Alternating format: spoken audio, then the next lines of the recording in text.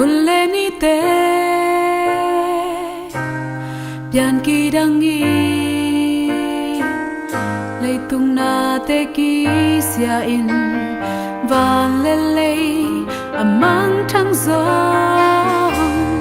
Bay hun nay lo Mong nay lâu vi na kịp tòn tung Si na pan hong xoak ta sát tàu pa o nàng cây nong nghịt na hi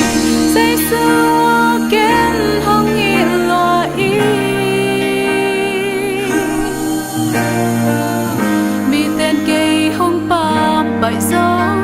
nàng cây nong bom đèn hi nát trâu mang lâu bên con tai sân ha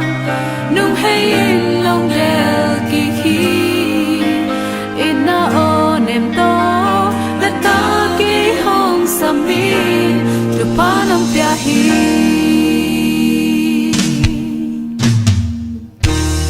ta sa kinh la ta oi ding la lấy tung thu lên la tâm pi sa ding ca nei so sa chim thấy lo chim thấy lâu su chim thấy lâu ta nâng sung ca sát tình la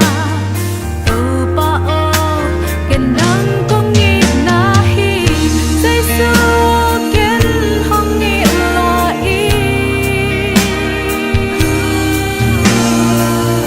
mi tên cây hong pam bãi gió nang cây nang bom đèn hi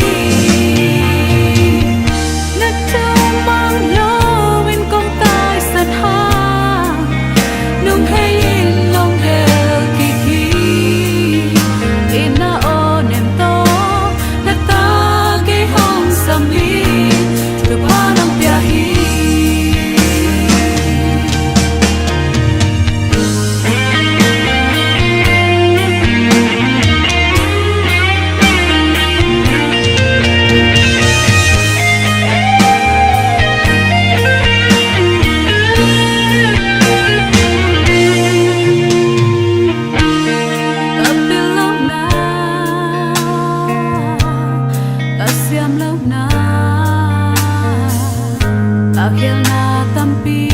takte ina to nung mai sakhi hoi lâu pi ma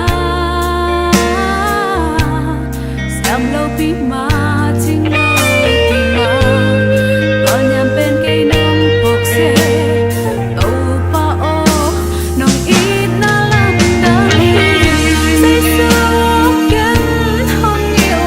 ý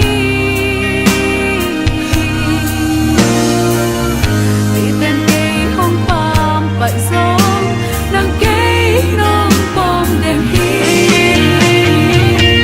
nát trâu mang lâu bên con tai sân ha nung hay in lòng đèo kỳ in na o nền to là ta cây hong sami từ pa lòng ya hi dây xưa ken hong